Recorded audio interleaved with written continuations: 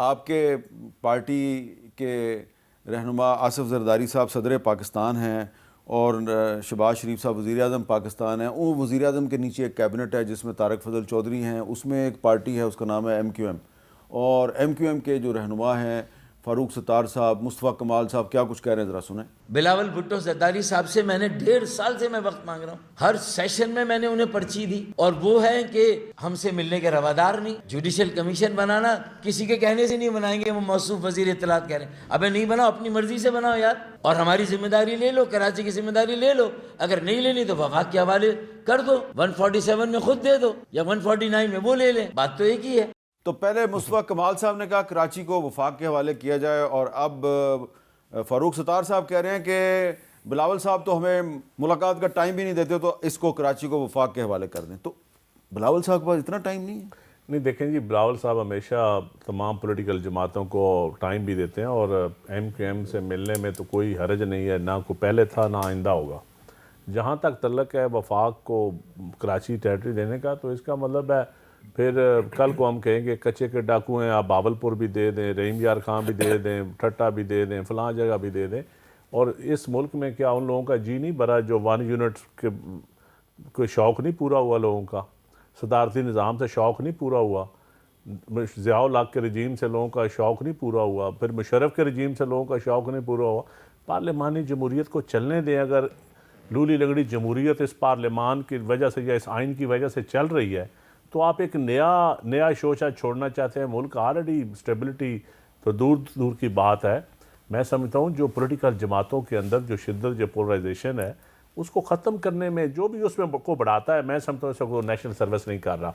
जहाँ तक कराची के मामलात का तल्लक है, बिल्कुल हक़ है उनका सवाल करना, और पीपल्स पार्टी जवाबदेह है उन लवाहिक। नहीं, अभी आपने कहा कि ये दोनों जमातें पीपल्स पार्टी को फॉलो करें, तो पीपल्स पार्टी तो अपने ही जहाँ पे उसकी हुकूमत है सिंध में, एक पार्टी जो MQM है, वो उसका एक सीनियर रहनुमा कह रहा है बिलावल साहब से मैं मुलाकात का टाइम मांगता हूँ, वो टाइम नहीं देते। तो पीपल्स पार्टी भी तो अपनी हालात का जायजा ले। इस बात पे यकीन ही नहीं करता कि बिलावल साहब टाइम नहीं देते। बिलावल साहब इससे पहले भी गवर्नर उनका है ना, तो और जो टाइम तो उनको मिला हुआ है, लेकिन जहाँ तक टाइम तो उनको गवर्नर उनका MQM का है।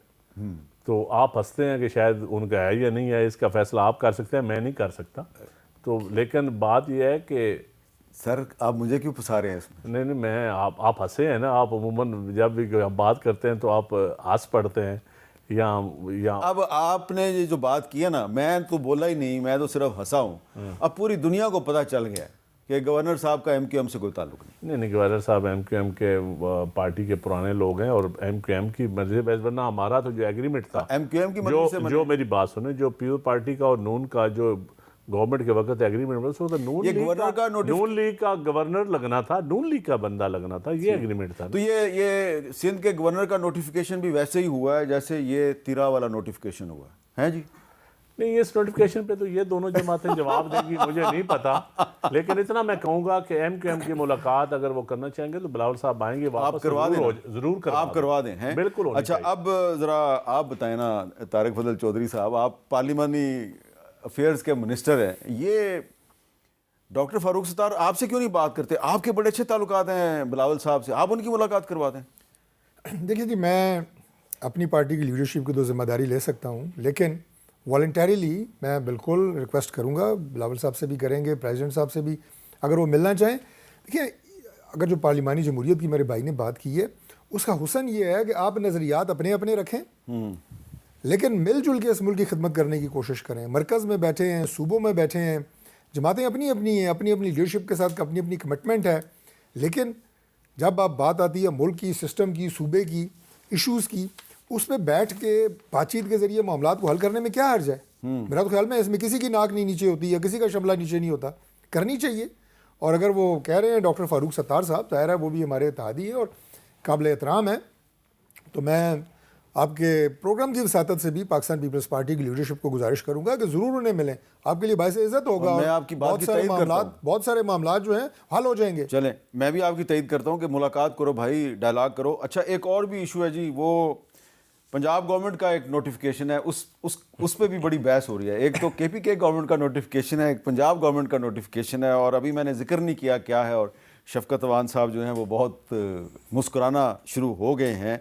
ये नोटिफिकेशन जो है जी, ये ज़रा देखें आप, है तो अंग्रेज़ी में, लेकिन मैं इसके एक दो नुकात पढ़ देता हूँ। ये कह रहा है जी कि लाहौर में 6 से 8 फरवरी तक सिर्फ काबिल कबूल पतंगबाजी की इजाज़त होगी जिस पे कोई तस्वीर ना हो, और कोई कसीर रंगी पतंग इस्तेमाल नहीं होगी। मुकद्दस कुतब, मजहबी मुकामात, किसी शख्सियत की तस्वीर, किसी मुल्क या सियासी जमात के झंडे वाले पतंगों पर पाबंदी होगी। अब इसमें नाम किसी का नहीं लिखा हुआ, लेकिन अलीमा खान साहिबा जो हैं उन्होंने एक स्टेटमेंट दिया, ज़रा वो सुने वो क्या कह रही हैं। पसंद के लिए आपको इंस्ट्रक्शन ये भी आ गई हैं पंजाब हुकूमत की तरफ से कि गाना कौन सा सुन सकते हो, बोल क्या सकते हो, पतंग के ऊपर तस्वीर कौन सी नहीं लगेगी।